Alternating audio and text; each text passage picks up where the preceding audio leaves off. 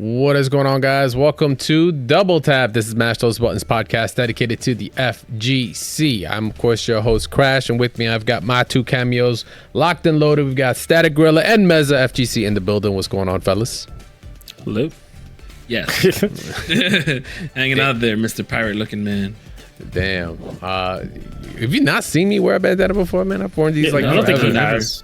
You look like you're a bandito ready to go to the first attack. I've worn these for years. I've worn these. You look for like years. a Creative Soul character right now. People keep thinking I'm wearing a do-rag when I be out there. Like, it's kind of weird. Yeah, especially you even said that earlier. I was like, bro, it's not like that. It's just a really oversized bandana. But no, this guy's a Creative Soul character. Well, speaking of first attack, register today. It's the last day, I believe. That was yesterday. I think it was yesterday. I think that's when we posted it up. But that has been closed off. Hopefully, shout outs to Mono. The event's gonna be coming up. That everything goes out smoothly. I mean, are you gonna be there, Static? No, I'm gonna be going to Tennessee that weekend. Oh, gotcha. Yeah. Maybe if I have some time, I'll swing by. There you go. I'll be out there. All right.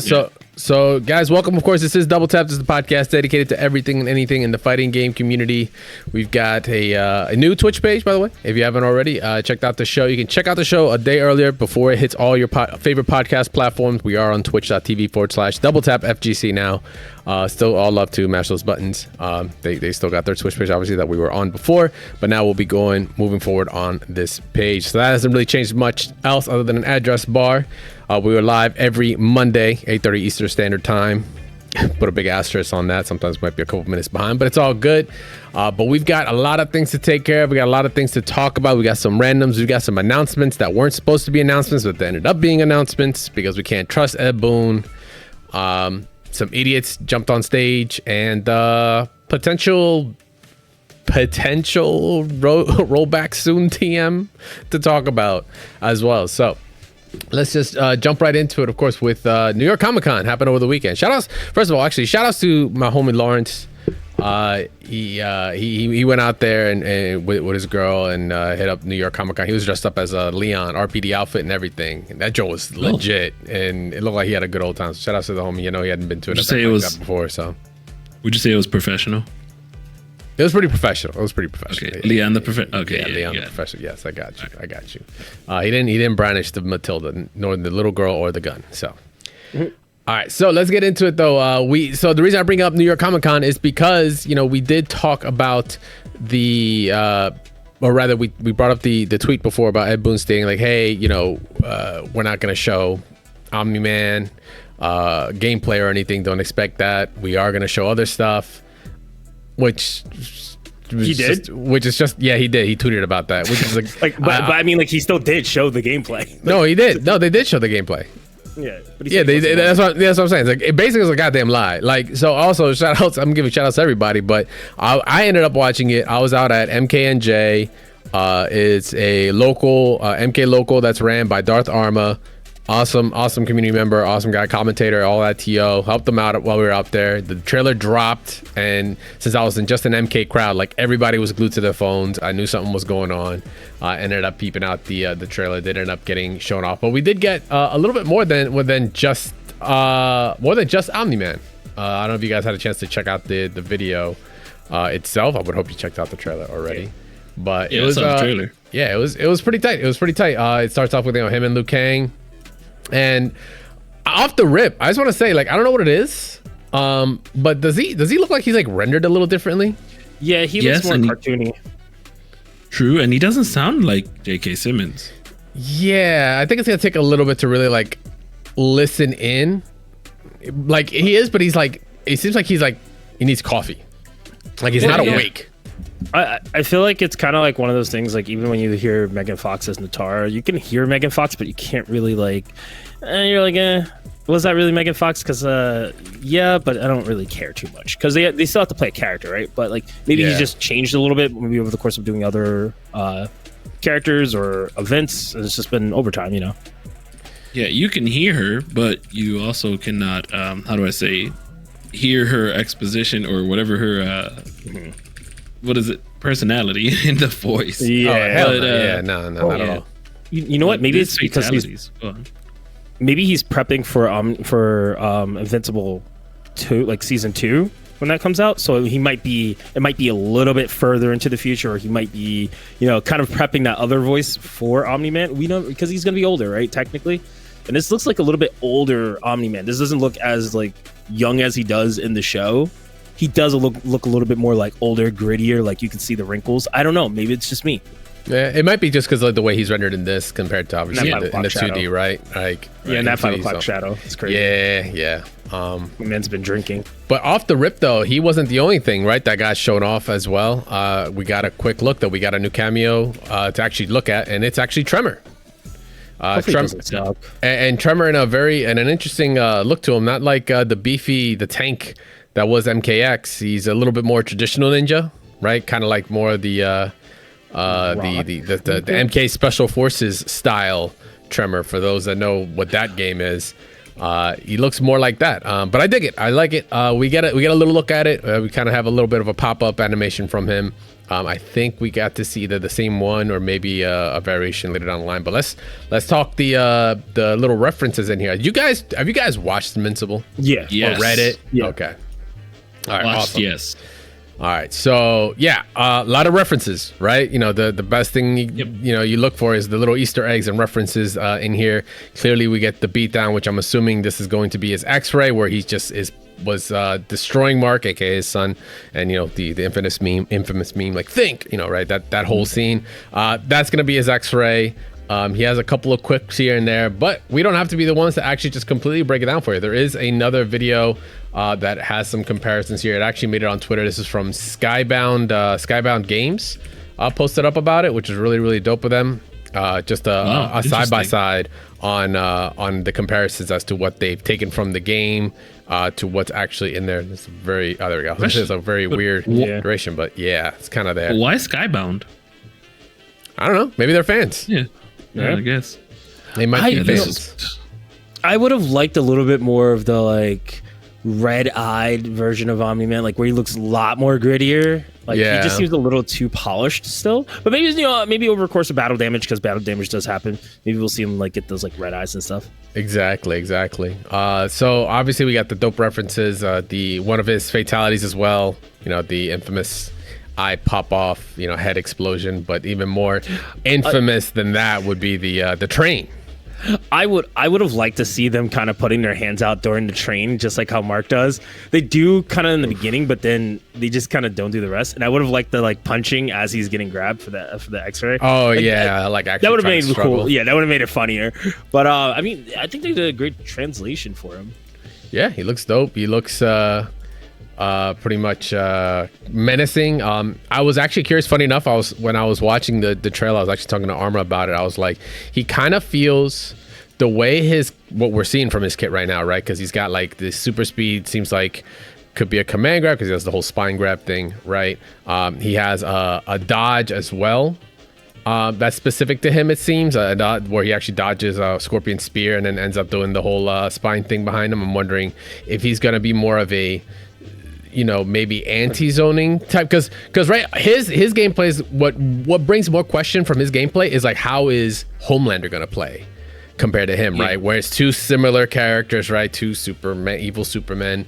Homelander does have like eye beams and stuff, so is Homelander gonna be more zoning maybe orientated, while they're trying to make Omni-Man a bit more of the close-up anti-zoning type, maybe, to kind of fill that gap? Like that's the way I kind of like, I'm theorizing that they can balance having two practically similar archetypes in the game with similar powers and all. I don't know about if you guys were thinking anything like that, but other than that, yeah, he looks dope.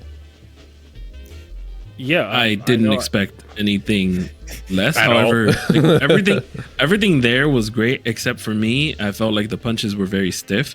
Kind of felt like Farah. I initially, when I was telling people on Saturday when I saw it, I was like, he feels like Tor from Farah Tor.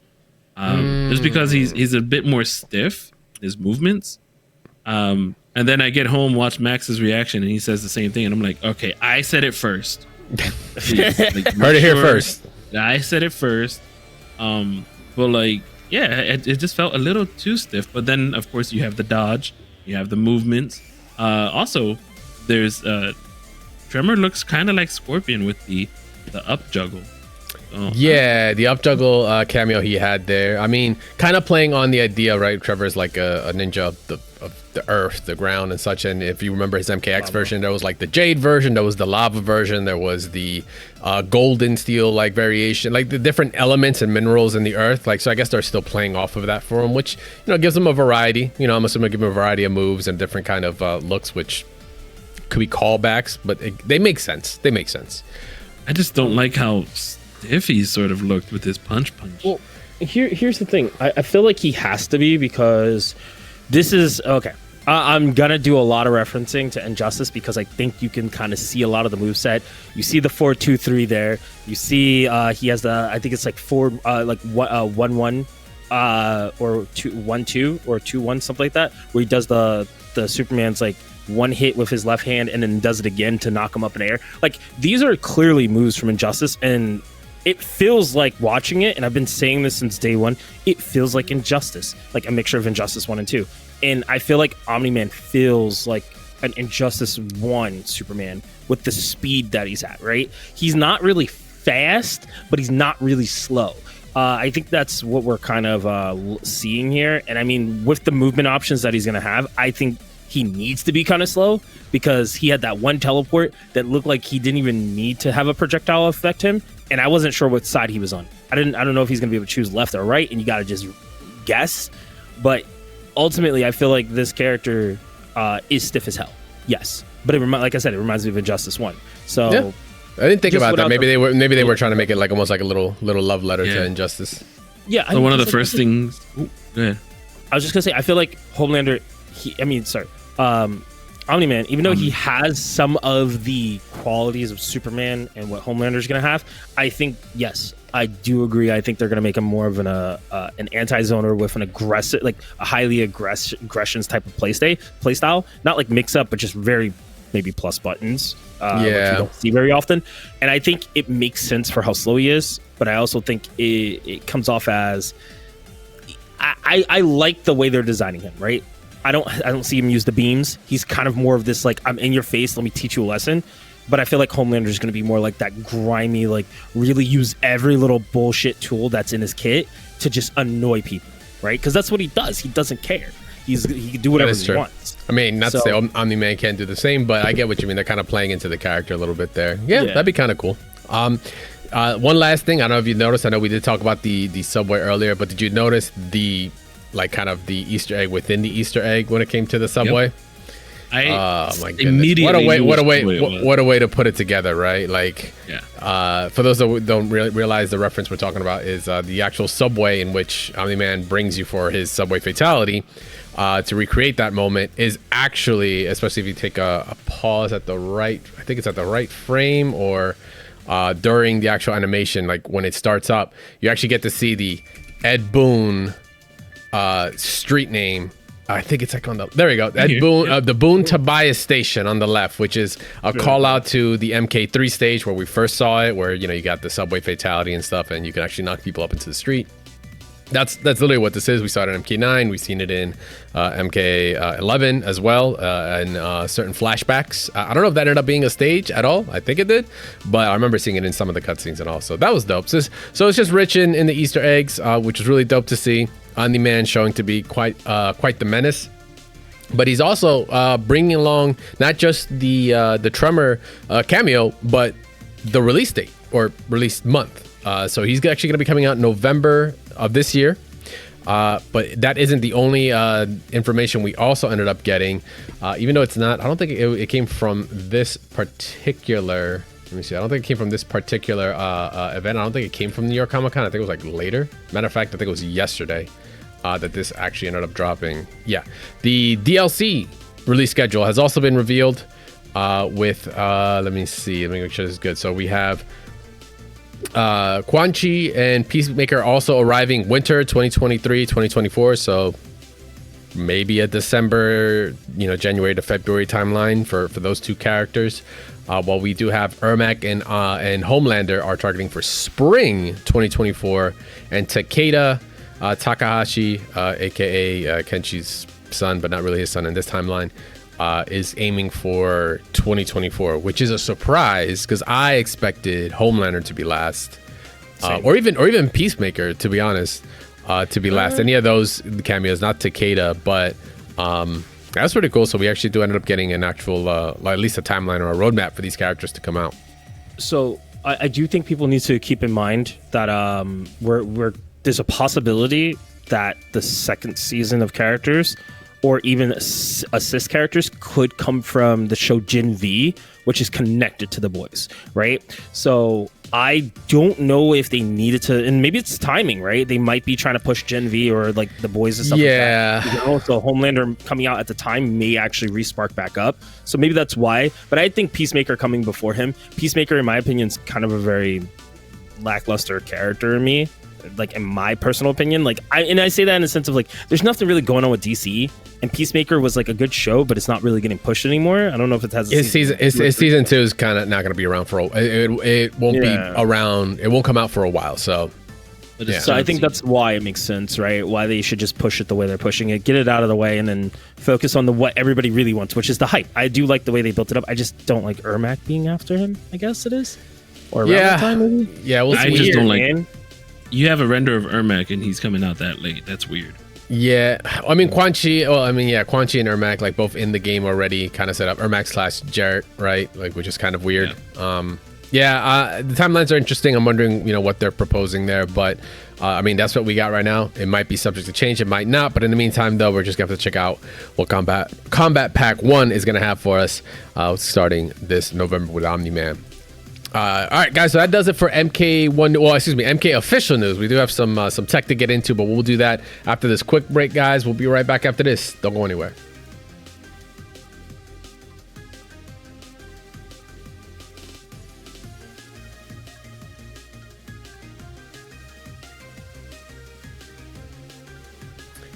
All right, so we just covered up the MK Combat Pack 1 DLC / announcement / Omni-Man / think announcement that just came through. He's looking fierce, but let's jump into something that's also got to make you think, make you wonder, and kind of adds to the conversation we had last week's episode. So if you didn't check that out, make sure to go check that out. But the question we asked ourselves and asked you guys was, with the events of the pro competition, MK1 pro competition now announced, and ECT happening this weekend, is MK1 pro competition ready? In other words, is the game in a well enough state that it should be like the competition should be started and we're good to go?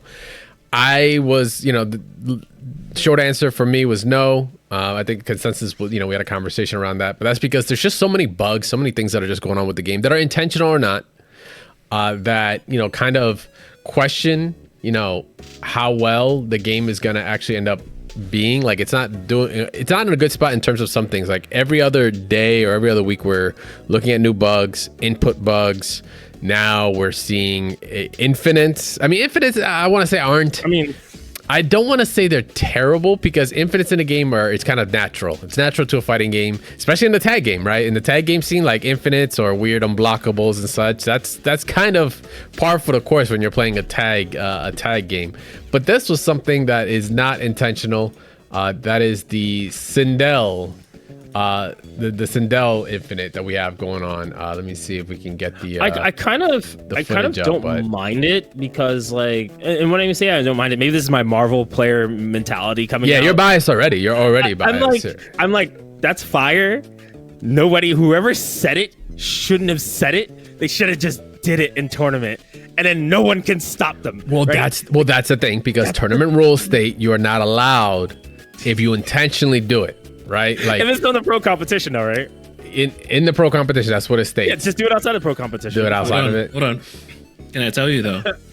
Coming from the main who actually mains both these characters. Yeah. I send this to Gabe, and he plays these characters. He instantly goes, "Look, let me try these." There's two things.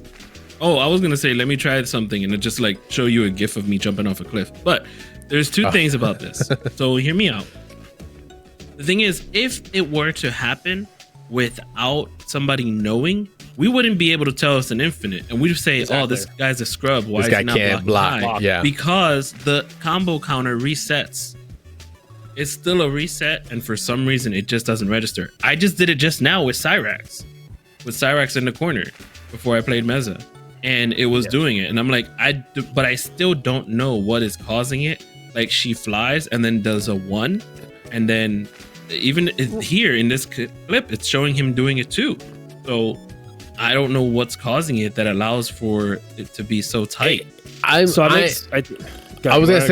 say I suspect, only because, you know, we did talk about it. It's ironic that it's Sindel that is doing this, because it's the one character that we even called it out, right? I'm pretty sure we talked about it, Game from the Rip, where it's like a character that has access to some kind of like flight system mechanic, between flight and system mechanic specific moves, because the big key here is that Sindel has the ability to affect the opponent's cameo, right? That is my second point. Yes, go on. That I suspect that mechanic is causing the bug somewhere in there, because everything else doesn't seem out of the ordinary.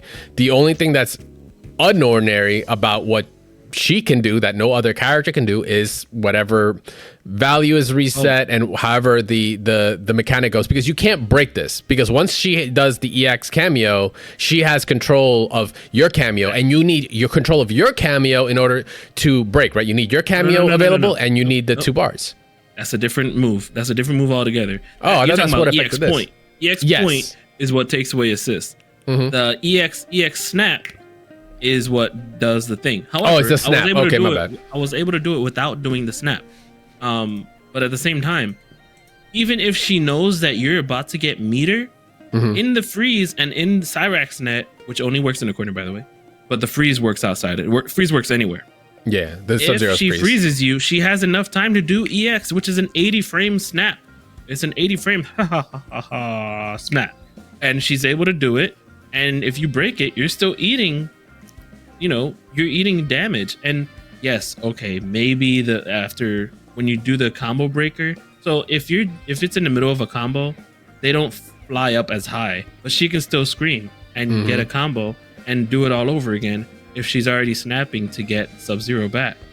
I understand also, like, the only ways to kind of counter this right now is that you have to break like instantly. Like, before a certain point, before the cameo portion of it, you know, of her combo comes in, is when you need to already be ready to break. Which is very specific, but like that's like one of your only chances at life. No, dude. After I saw this, I played Gabe, and I'll definitely say, like, the moment I saw him, even like we were in a corner, I saw him trying to go like close for it. I was like, yeah, I'm breaking. I don't care. like even if he wasn't going for it, but like.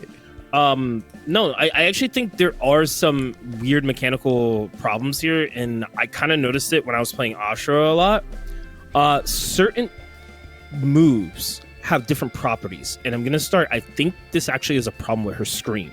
I know people are saying it's like the freeze from Sub-Zero. I actually think it starts from the fact that she's using something that puts you in a stun state or stagger state with her scream. And I noticed when I played Ashura, she has a stand 1-2 or 2-1. And when she does that, she puts you in a crumple state where you grab your gut and you're falling over. But I noticed I can't do that same string with Frost or with Sub-Zero. It kind of causes this weird state where if I did the full combo that she would normally do with like Serena, it naturally stops them. It makes them block the stab that would stagger. So I started thinking maybe this has something to do with less about the flight or the snap. I think it has a lot to do with Sindel's scream. Because she gets 3 screams in. That should automatically drop after the scream, right? So even after the freeze, because they're still standing, there's certain like properties when they're standing, when they're crouched, when they're jumping, or when you knock them up in the air. There's a lot of different properties, and I think it falls on that scream. Like if I was like, because as a previous game developer, I would address this as like, okay, it's definitely the character's scream that I think is causing this because they're doing it too many times. So that's where I would start. No, bro. Well, the reason the scream's also able to go is because the counter itself is resetting. That's the big thing. But it's resetting, but because it starts from the scream. Well, it might, but rather the scream should, like, it's something like if it's the counter resetting is the key to it all, because the counter reset, because the way the games traditionally are programmed, how when you're creating a combo, scaling, all that, like, you know, how it's attached to how long the combo is, certain parameters are changed. Like you can't do a 2 scream like you can't scream more than like twice in a combo, I believe, with her, right? Before you get the knockdown, because or else technically you could, cancel, do something, cancel into scream and continuously do that. But if it's in a single combo, it doesn't allow that.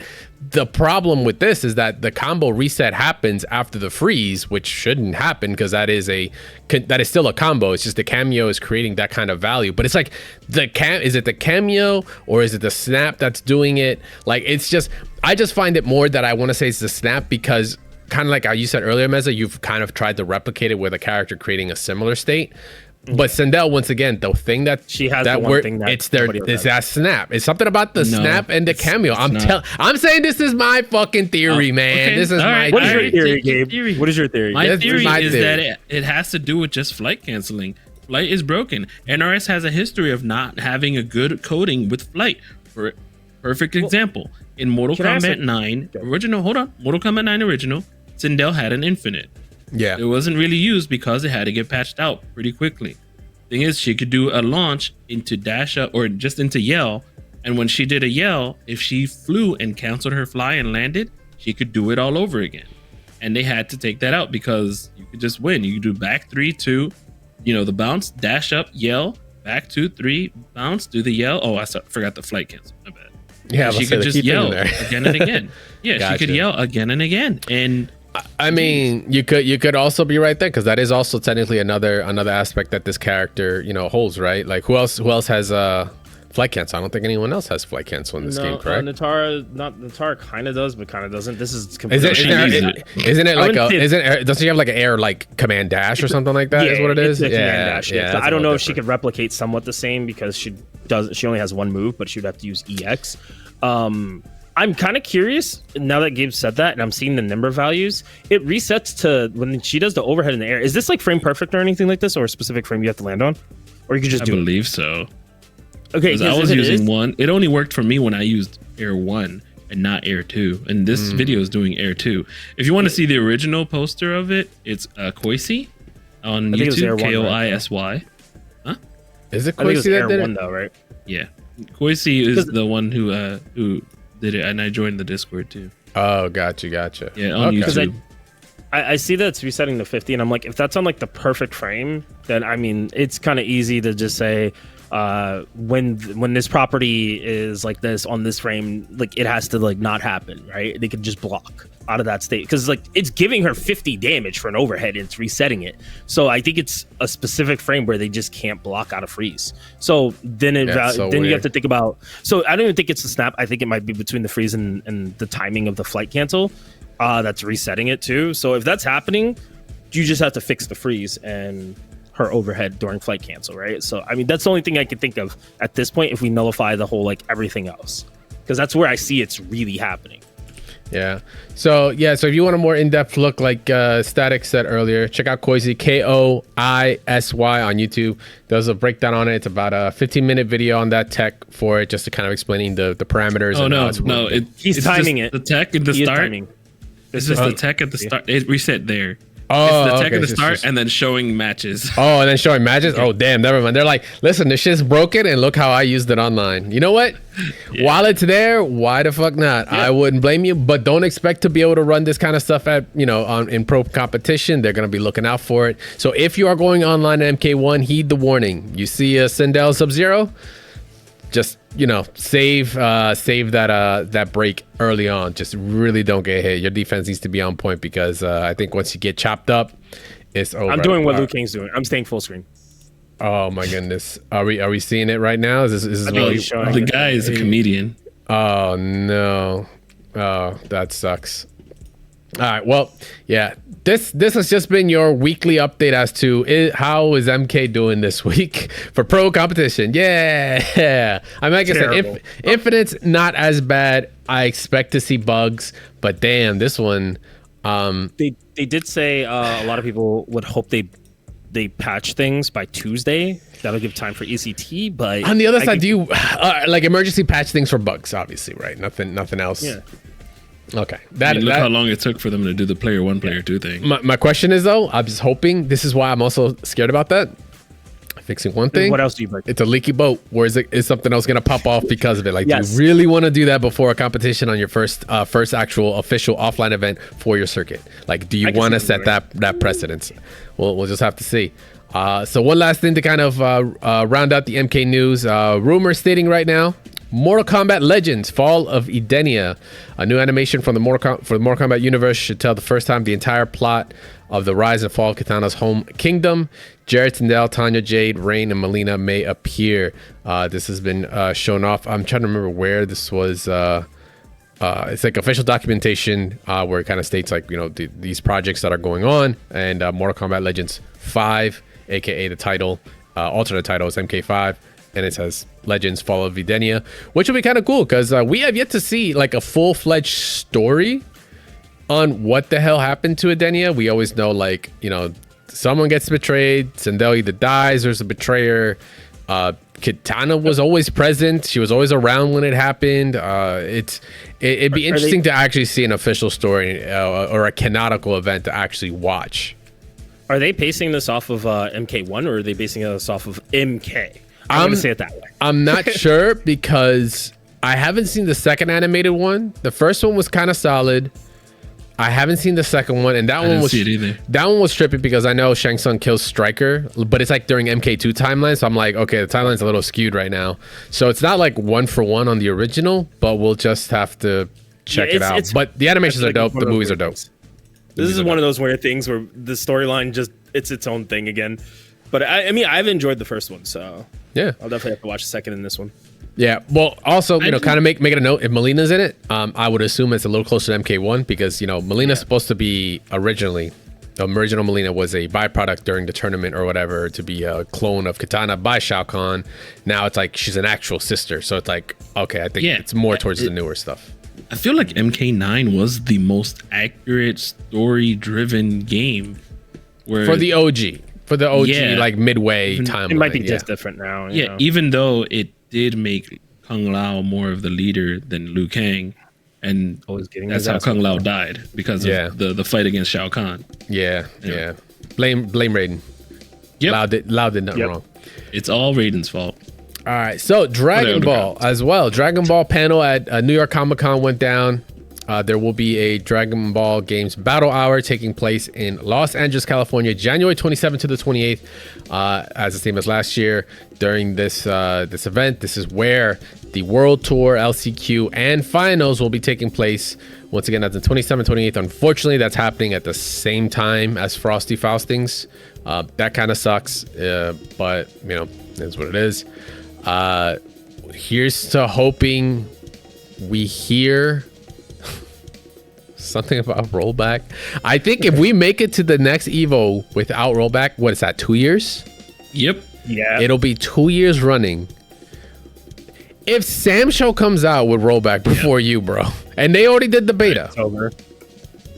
It's, I don't know, man. At that point, bro, just give us Dragon Ball FighterZ like 2 or something. Like, please.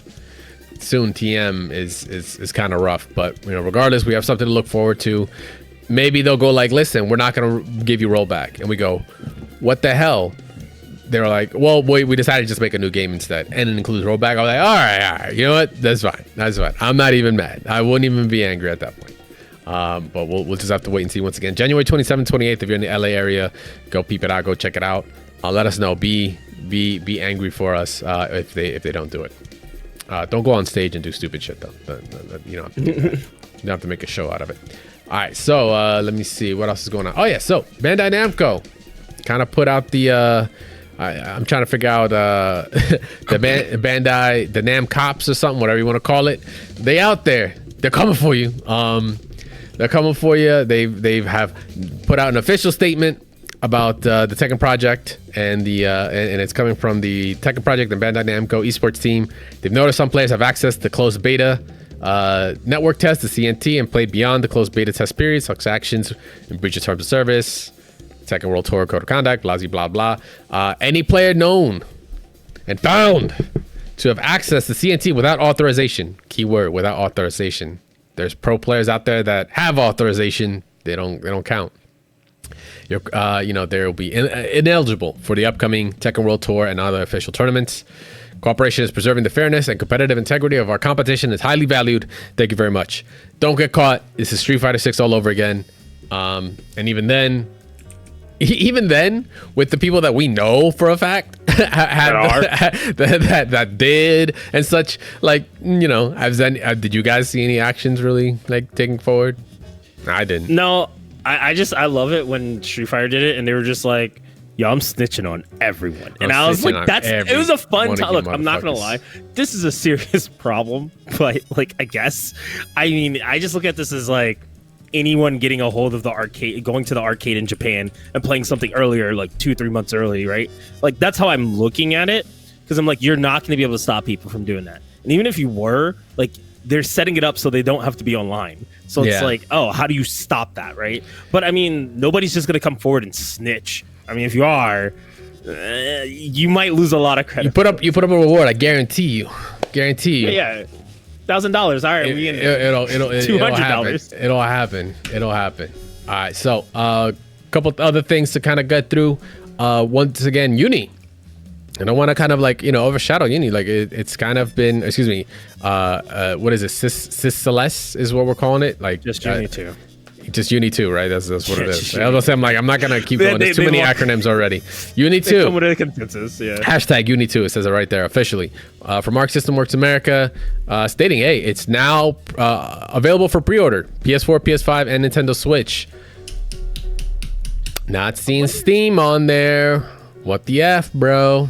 That's what I also wonder, if they're gonna update for some people. Maybe like just like a system update like how they did before. I don't know, man. It's hard to tell with this game. It had me thinking, like, did they not announce that it was gonna be on PC at all? Because I would have sworn they did. They definitely thought that. Yeah, PC right there. Oh, there we go. Oh, that's weird. Okay, maybe they just didn't have space time. Oh no, yeah, I'm confused. All right, what's on here? All right, whatever. Maybe the tweet itself probably didn't state it, but it should be available. Yeah, might be. Or they didn't have space. I was say that'd be crazy if they didn't have it on PC. But yeah, so go out for pre-order if you haven't already. Make sure we don't have a date as of right now, but it's up for pre-order. So you know, get in on the ground floor. Uni's one of those unsung hero of games that I enjoy. Great music, very unfair characters, but that's half the fun. And good luck with storyline.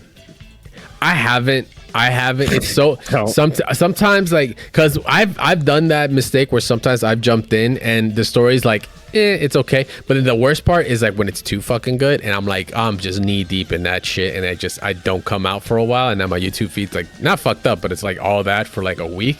I'm like, bro, I need to break away. It's okay. That was me with Blaze Blue, and then I was like, I gotta stop. This is just getting bad. This is like actually getting bad. I don't know what's happening anymore, and stuff is just happening. But yeah, shout out to Valentine in chat. You are right. That literally brought my memory back. It is happening the same week as Tekken. Correct that it does have a date. Matter of fact, I think the date was announced at EVO. Is that what it was? Yeah, I'm pretty sure we did cover. I just couldn't like remember off the top of my head, but I do remember because people were instantly were like, really the same week. Yeah, January 25th. I literally passed it earlier. Yeah, January 25th. Thank you very much. Thank you for checking me on that. January 25th will be coming out. So get your pre-order now. It also makes sense. When I said that, I was like, if they got pre-orders out, like I'm assuming there's a date, because like if you don't just pre-order without at least, well, you don't pre-order without knowing when the game's coming out. Yeah, right. In a perfect world. But you know, it is what it is. And on that note, actually, once again, shout out to Valentine actually letting us know about 2 hours ago, a beta's coming out with a playable alpha version of Marie, boss character for Skullgirls. We've kind of covered, if you haven't, followed any of the awesome animators or people from the team, they always post up really cool stuff like ongoing work for the characters, because like I said, forever Skullgirls, it's always Darkstalker, Skullgirls. I think they're neck and neck. I think in terms of like newer stuff, I want to say I put Skullgirls above, but there are just things the fact that Darkstalker is what it was at the time is still fucking insane. Like in terms of animation, in terms of design, Skullgirls has been the only game 2D wise to just like rival it after all these years. I will state, because I feel like nobody ever notices and gives it enough praise, like in this aspect, is when they do these alphas, they literally have a they're championship tournament mode and then a regular mode where you can like an alpha test mode. So like when we go to play in championship mode, it's everything. It's as much as we can have, and it doesn't have the new character. But the one thing I love that they do is sometimes the alpha character doesn't have all of the moveset, like all the movesets cleaned up. Yeah, I love it. I love it. I think that's how you integrate the community and go, what can we work on, right? And they go, oh man, this should like get a little bit better here, right? And this is cool. But like it gives everybody a feel like they're playtesters, right? And that's what you want. You want your community to feel like they're part of the whole thing. I think this game is great. I'll be playing her in the alpha. I'm gonna play her during release. I have everything, so I still support this game 100%. Absolutely. And then I also talk shit. I always go inside there, talk some shit. Usually I have to fight like Sonic Fox or someone, and then I get my shit pushed in, and then I'm like, yeah, I'm gone. Yeah, it's a dope game, man. It is a dope game. It just I think it deserves more to be given more of its its much deserved flowers. All right, so let me see. Do we have any other crazy big? I mean, okay, yeah, we can kind of hit some of the randos here. At least one before we hit up for break. Something quick. I don't know. This it was kind of like a little under the radar. Nothing. You kind of just brought up Sonic Fox. That's kind of like what started it for us, which was official. Going to Twitter. They took to Twitter to make an official announcement that they are officially free agent. No longer work for Evil Geniuses. Looking for a new team. My business emails in the Twitter bio. Shoot your shots. Right. Was not the only one, because as of that moment in time, before Sonic Fox dropped, it was Sonic Fox, the Kill Stage, and Ricky Ortiz were the official roster members for the fighting game team under Evil Geniuses. The Kill Stage, I think shortly after this, it's either shortly after or right before, I think it's shortly after, also announced that they were no longer part of Evil Geniuses, and that organization at this point, Ricky Ortiz still is. There hasn't anything been changed. I think Ricky being one of the most longest tenured players in that org since like 2010 or 2011 or something. No, still. No, I'm saying like next to Justin would be the second in line, the longest. Yeah. Fighting game wise, fighting game wise, I think. Is it K-Brad maybe? I think, or M2K. Yeah, maybe. No, K-Brad I think left. Actually, he stayed longer, at 2014 or 2016 or something like that. K-Brad was out or something like that. Yeah, because he went to Ghost. So yes, he went to Ghost. Right. Oh, that's right. And then Chris G. Can I just kind of speculate on this? It's kind of weird, and then I want to ask you guys, but I think it's kind of weird that they kind of didn't make an announcement and just kind of went under the radar. That doesn't make sense but then again, it also makes sense because the person at the top, the president, she stepped down. So maybe they're a little disorganized, but I don't understand how you're disorganized if you're putting out analytical data videos on like how to run the business, right? But then it's like you're dropping some of your most lucrative people who you could be, instead of just paying 100%, divvying up some stuff with them, right? I mean, I know that seems like a lot, but you're also not doing enough exposure with them if you're not making enough off of them when you had Sonic Fox just do this big event, right? So it's kind of in my head, I'm like, they didn't choose to leave. They didn't choose to cut their contract, because that would have been said, right? Oh, sorry, we're parting ways. Maybe. We don't know 100% because they might be under contract itself to not state as to why. They can state like, hey, I'm no longer a part of them. It's been great, whatever. But NDAs, dude. NDAs are a thing, man. You're telling me the company doesn't come out and say anything after a whole week? Oh, wait. I can understand the first 2 or 3 days. Wait, let me give you a perfect example. WWE does not state somebody has been released with a company unless they're actually fired. Like, fired. No, that's a lie, because Matt Riddle was fired, and he only said, yes, I can confirm that I was let go. They have the actual superstars have to say, I can confirm I am no longer with the WWE. I appreciate all they've done for me, and that's it on Twitter. Or one of the journalists will actually say, we heard that Riddle was no longer with WWE, for instance. And you had that happen with a couple of them happened about 2 weeks ago. A lot of people were just let go. WWE did not even say a statement at all. I guess I'm wondering if this is just maybe new management's doing it differently, but then they announce everything else, and that's what I'm saying. Like, it seems a little offsetting and a little off-putting that you have EG fans who probably followed Sonic Fox and to Kill Sage and now they're just like gone, and the only way you heard about it was through them, right? I'm just saying, But at the it's a same little time, weird for presentation. Well, I feel like the esports faces are changing at this time. Like, you have a lot more team-based games happening, and team-based games that are more focused upon. That's why E-League did so well. Let's just keep it 100. They're more lucrative, but I just think it's weird. That's all. Like your biggest, it's not even like small players or mid-level. But we're talking about big names, right? Big names in a much smaller pool. Big fishes in smaller ponds versus, remember, LCS and Worlds is around the corner. Evil Geniuses is playing. Their time is kind of, I think, honestly, being being put to that right now. And not in, out of disrespect when it comes to FGC, but I'm pretty sure they're like, listen, we'll address it afterwards, or not yet, or something, or maybe they were just allowed to, post up for now, or not at all. I don't know. We don't know. I guess I'm just saying this because Sonic Fox isn't just a fighting game player anymore, right? He's a staple amongst other things. So that's why I'm just saying I'm surprised they did it that way and didn't really. You kind of see what I'm saying? Like, it's different. Yeah, unfortunately, it's different for Dick Sage. He's not like as big as Sonic Fox. So I just thought they would give them a chance to like support their way out and be like, well, we're parting ways with Sonic Fox, this, that. Hope he finds a good home. But that's what I also want to go to before we go to our ad break real quick. Where do you guys think he's going? Novi Gaming's going to pick him up. Gabe? I don't think Nobi Gaming is picking him up. If you look at Nobi Gaming's recent, or I'm sorry, not Nobi, but Waka Flocka's new profile pic. Just saying. Oh, I haven't seen. Listen, I do not get political on here, but you be the judge and have fun with that one. I'm just gonna call it right off the bat. Astralis or Fnatic. Astralis or Fnatic. Oh no, I even posted that.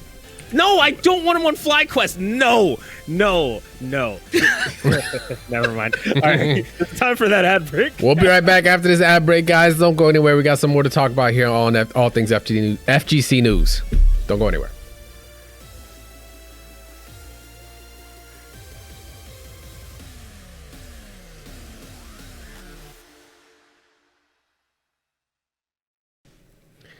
All right, so we're back. We got some couple other things to cover here. It's been a pretty chill week, man. I don't know about you guys. It's been a pretty chill week when it comes to fighting games. We only got a couple announcements, a couple things here and there. We're kind of gearing up. ECT's happening this weekend, so things are definitely gonna be popping off. I think I'm really interested as to obviously seeing how MK1's gonna end up being, but I'm also interested as to seeing how Street Fighter 6 is gonna turn out, because this will be the first tournament with Aki available, first major. Locals, your TNSs or whatever throughout the week. It's just, not to say that's not whatever. There's still incredible competition there, but we're talking offline. We're taking, the net code or any latency or lag completely off the table when it's strictly local.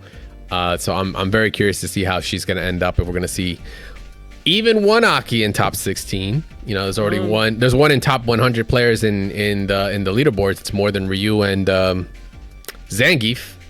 Ironically, I think we'll see something. I mean, we didn't really see. We saw a little bit of Rashid at Evo, so I wonder if these two characters are gonna get a little bit more limelight, because kind of people have been kind of moving away from Rashid and back to the meta, or at least what they feel is good. I don't know, man. I mean, the game is in a weird state because the new characters just seem lackluster, which is weird because they had a lot of hype around them. So I don't know. All right, so man, I don't know about. I don't feel like even talking about this next one. To be honest, do we just not talk about? All right, it? listen. This is all we're just gonna say. Some shit went down at an event. Some people got on stage. All I gotta say is, I think we should look at security a little bit more to prevent even idiotic organizations from doing idiotic things, because it still does disrupt things. Let's just make sure our people are in check, right? Because I'm thinking about it as a safety thing. Imagine if someone with worse intentions just rolled up like that. Like, you don't know what could happen. Like, it should, as a person that's done so many productions, like it's a big thing. And yes, security guards they're technically just like civilians too, but they get to just do one or two extra things, especially when it comes to private events. Not all of them, but I'm just kidding. We're not gonna go super deep in. I just want to say, let's just be safe. Let's just try to make sure the people that are up there for our entertainment are also safe. From any kind of situations. Protect the players. Protect the people who are in the venue. Whatever it may be. We like with I look at the crab situation with Smash, address that. When stuff Hungry like Fox that. With a live, was it a live crab? Was it the dead? No, crab? it was dead. It was. Okay. It's funny, but who it's threw not the funny. Fucking crab? I know it. You know what I mean? Right. Like it has like this lighthearted to, but when it's not stuff like that, and you can't really relegate people from throwing crabs at people. It's kind of hard. Yeah, but that's like new. Other stuff, we can. It's up on security. If it's in Baltimore or Maryland, then it's all free game. You know what it is. Somebody ate that shit. Somebody ate Mr. Krabs. But yeah. So one way that you could have avoided that completely though? Check everybody at the door. No. Well, yes, you could definitely do that, which I'm sure they do. The other thing you could also do is play Tekken right at home, wherever you want to be at. Yeah. So I don't know if you guys have peeped this out. It's kind of made the rounds. Yeah. This is a dope mod. It's not just a mod in terms of the game, but it's just a mixed reality mod. I've actually been checking out a lot of stuff when it comes to like the Quest 3 and all.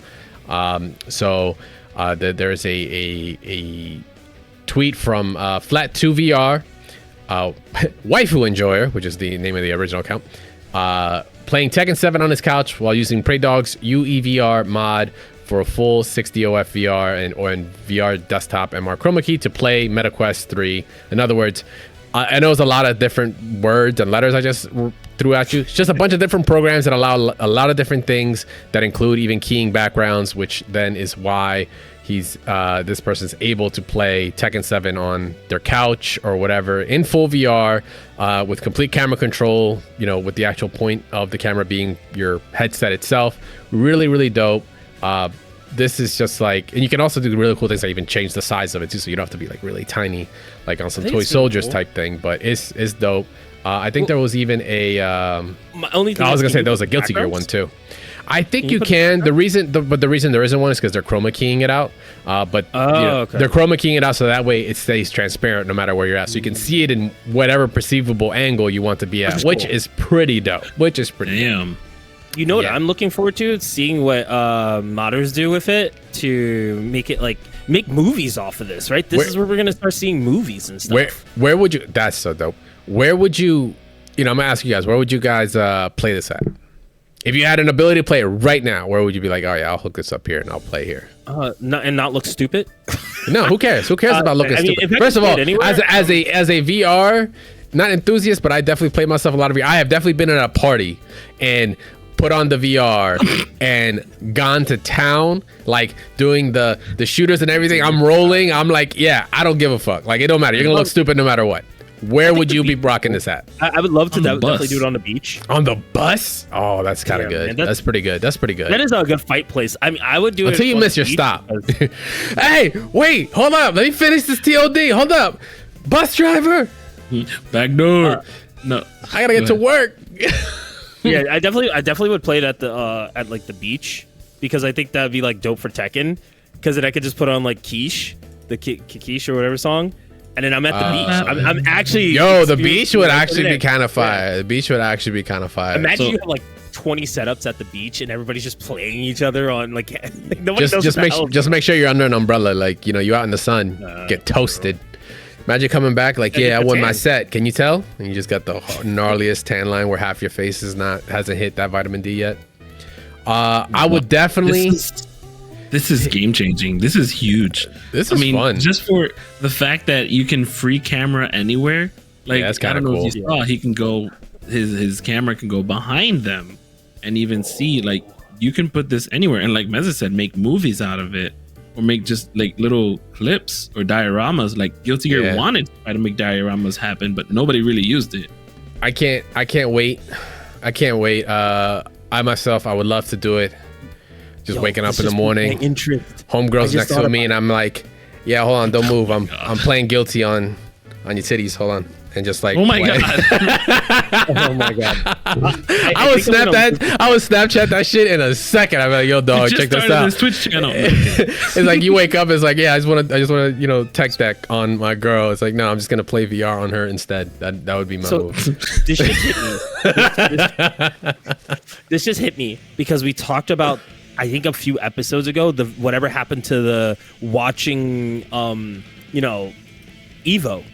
Like imagine you're actually able to maybe grab the replay of that, or if they're feeding it somewhere where you can actually just then show it somewhere. As or what if they just have the scoreboard and everything for you, and you can hear the commentators and you're watching the match? Like, I think this might be the next.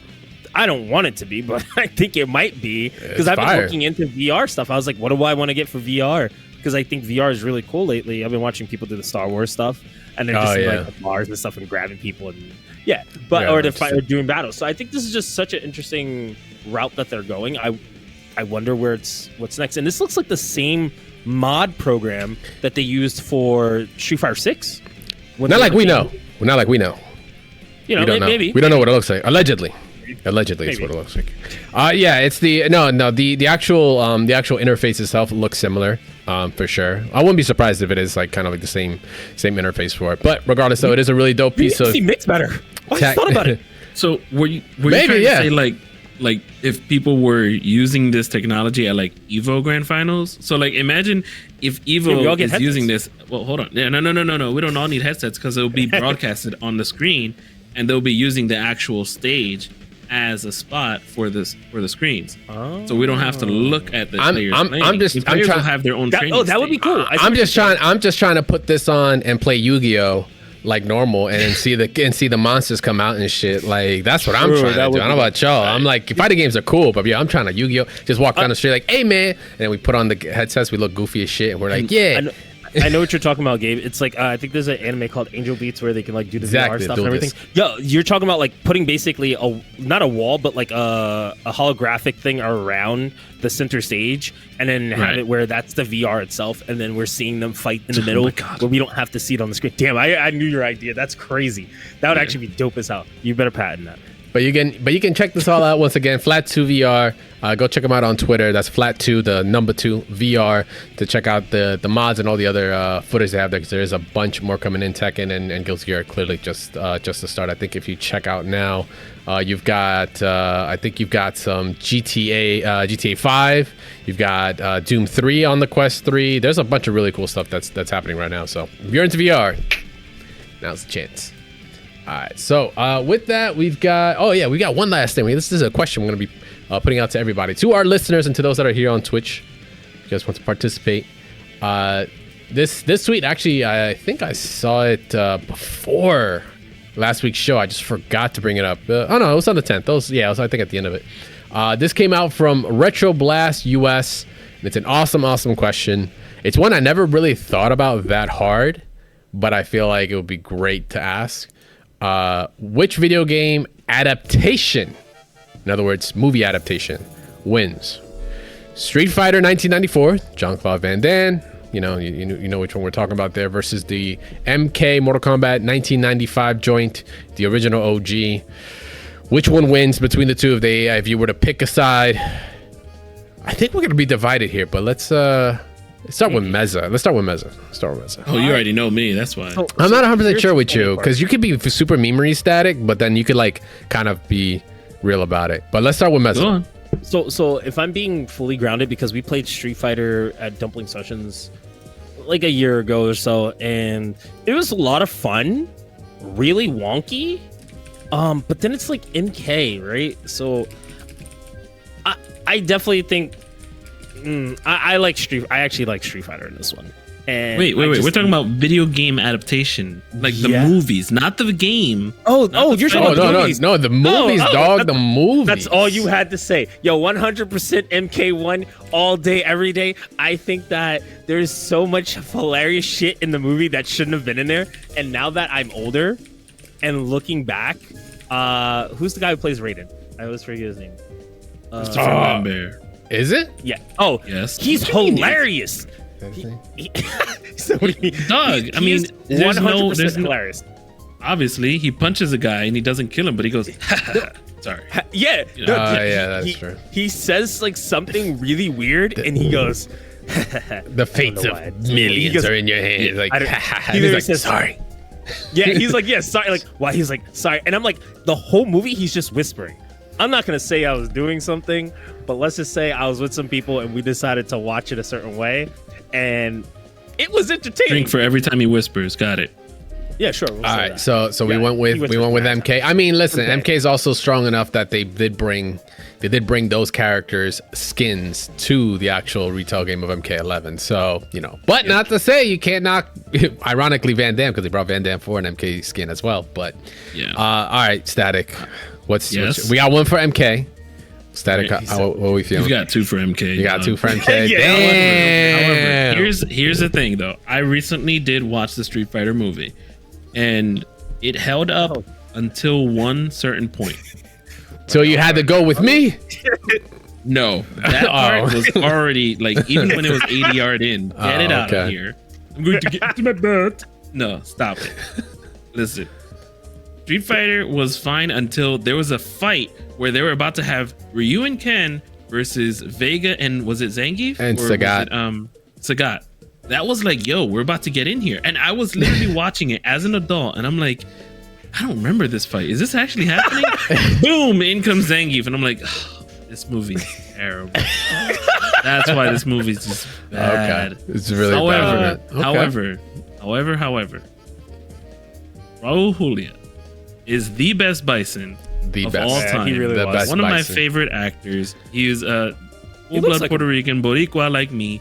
And just like Gomez Adams did a good job. yes, Imagine if he got super buff for this role. He would have looked like the alpha version of Bison. doesn't need to, because Psycho Power doesn't just makes you buff. Yeah. I mean, yeah, you're right. Yeah, So bit controversial between the two. it's straight Mortal Kombat. It's straight motherfucking Mortal Kombat, son. The Yeah, bucket, the water bucket. Come on, like No, that was the stupidest fight in the that world. I don't was wanna the hear it best now. shit ever. Cause I was like, yeah, that's No. exactly like Sub-Zero just couldn't think about that one, huh? It's like, nah, dog, you missed physics clearly. Go back to your ninja The clan. element that brings life. No, shut the Was it me or Liu Kang was just like leveling up during every battle? Oh yeah, that was the point. The reptile Liu Kang fight was so raw, and it did not have to be raw. Like, broke but his it was. ribs in that fight. How did everybody else not know around him? And he's just like, there's something here. Yeah, and and he's just like, he yanked them out. like, Yeah. what the fuck? Yeah. I'd be like, nah, bro. Listen. But all love to Street Fighter for doing Capcom going for it and allowing it to happen, even though Van Damme was coked out of his mind. The entire movie, and they made a movie. They made a game based off the movie, based off the game. So you kind of can't take that away from it too. The memes, it just keeps going. It keeps giving you that. It just keeps on. But MK was Kyle was the main character. It was weird. yeah. But hey, I'll give you this. I don't remember seeing him a lot. Yeah, I know. It's a little funky, but I mean, yeah, MK was just that was the bar, man. That MK has always been the bar in terms, at least even from back then, it was the bar of like how can you make a good video game movie, right? Because Has there been anything better? Because your Super Mario Brothers and I'm trying to think of other movies that I've like blacked out of my memory that I'm like, these are just fucking terrible. Like your Dooms or whatever. Wait, Sorry, Rock, you Mario couldn't save that Brothers one, movie? dog. The original. Whoa! I have to rewatch that. I take offense. I liked it. Hold up. With Johnny Leguizamo, right? Ooh, which one? The Super Mario Brothers movie.